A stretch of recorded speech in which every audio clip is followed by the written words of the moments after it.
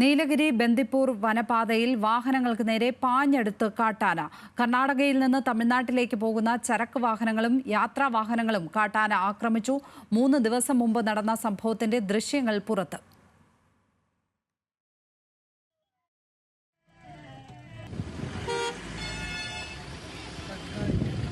Galio.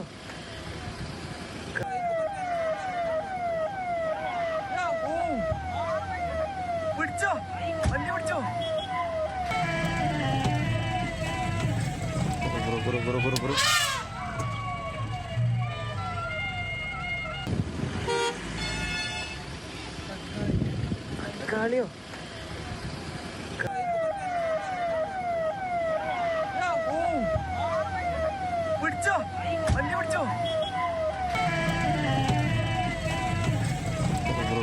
Buru.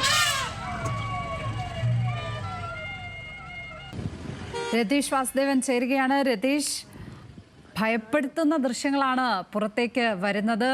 കാട്ടാന ഓരോ വാഹനങ്ങൾക്കടുത്തേക്കും അക്രമാസക്തനായി പാഞ്ഞെടുക്കുന്ന കാഴ്ച.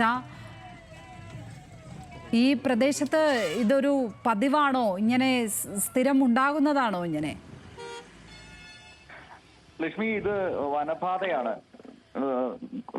കനത്ത വന്യജീവികളൊക്കെ നിരന്തരം കടന്നു പോകുന്ന ബന്ദിപ്പൂരിലെ വളരെ കൂടുതൽ ഈ വന്യമൃഗ സാന്നിധ്യമുള്ള ഒരു വനപാതയാണ്.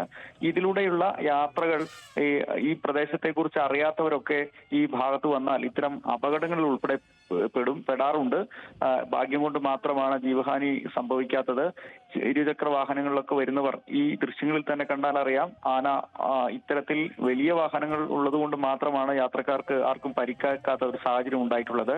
അതുകൊണ്ട് ഈ വനപാതയിലുള്ള യാത്ര വലിയ രീതിയിൽ ശ്രദ്ധിക്കണമെന്ന് വനംവകുപ്പ് പറയാറുണ്ട്. വനംവകുപ്പിയുടെ സ്ഥിരം 24 മണിക്കൂർ പെട്രോളിംഗ് നടത്തുന്ന ഒരു ഏരിയ കൂടിയാണ്. വനംവകുപ്പിന്റെ പരിചയസമ്പന്നരായ വനംവകുപ്പിന്റെ വാഹനത്തിന് നേരെ പോലും ചാർജ് ചെയ്തു വരുന്ന കാട്ടുകൊമ്പനെയാണ് നമ്മൾ കാണുന്നത്. അതുകൊണ്ട് ഈ പ്രധാനമായും ഉള്ളത് ഇത് വനപാതയാണ്.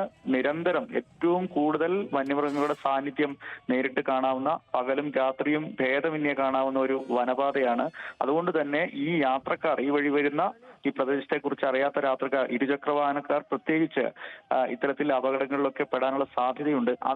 അത് ഓർമ്മപ്പെടുത്തുന്ന, അതിനെ താക്കീത് ചെയ്യുന്ന ഒരു ദൃശ്യമായി വേണമെങ്കിൽ നമുക്കിതിനെ പറയാം. അത്ര ജാഗ്രതയോടെ കൂടി വേണം ഈ പ്രദേശത്തുകൂടെ യാത്ര ചെയ്യാൻ. വലിയ ലോറിയിൽ നിന്ന്, ചരക്ക് വാഹനങ്ങളിൽ നിന്ന് തക്കാളിയും പച്ചക്കറിയും മറ്റും വലിച്ച് പൊട്ടിച്ച് തിന്നുന്ന കാട്ടുകൊമ്പനാണ്. ഈ പ്രദേശത്ത് സ്ഥിരമായി ഇതിന്റെ സാന്നിധ്യമുണ്ട്. ഈ ഒരാനയാണ് അല്പം അക്രമകാരിയായി ഉള്ളത്. അതുകൊണ്ട് തന്നെ വനംവകുപ്പിന്റെ പട്രോളിംഗ് സംഘം സ്ഥിരമായി ഈ ആനയ്ക്കൊപ്പം ഉണ്ട് എന്നത് ഒരു കാര്യമാണെങ്കിലും അവരെ ഉൾപ്പെടെ ആക്രമിക്കുന്ന, അവർക്കെതിരെ പോലും ചാർജ് ചെയ്ത് വരുന്ന കാട്ടുകൊമ്പന്റെ ദൃശ്യങ്ങളാണ് കാണുന്നത്. അതുകൊണ്ട് സഞ്ചാരികളായ, യാത്രക്കാരായ ആളുകൾ ഇത് വളരെയധികം ശ്രദ്ധിക്കണം. ബന്ദിപ്പൂർ മേഖലയിലൂടെ യാത്ര ചെയ്യുമ്പോൾ പകലില്ലാതെ തന്നെ ഈ ശ്രദ്ധ വേണ്ടതുണ്ട്. ജാഗ്രതയോടുകൂടി വലിയ വാഹനങ്ങളുടെ, ഈ നിർബന്ധപൂർവ്വം കടന്നു പോകണമെങ്കിൽ പോലും വലിയ വാഹനങ്ങളുടെ പിന്തുണയിൽ, അതിന് പുറകിൽ മാത്രമേ യാത്ര ചെയ്യാൻ പാടുള്ളൂ എന്ന ഈ നിർദ്ദേശവും വനപാലകർ നൽകാറുണ്ട്.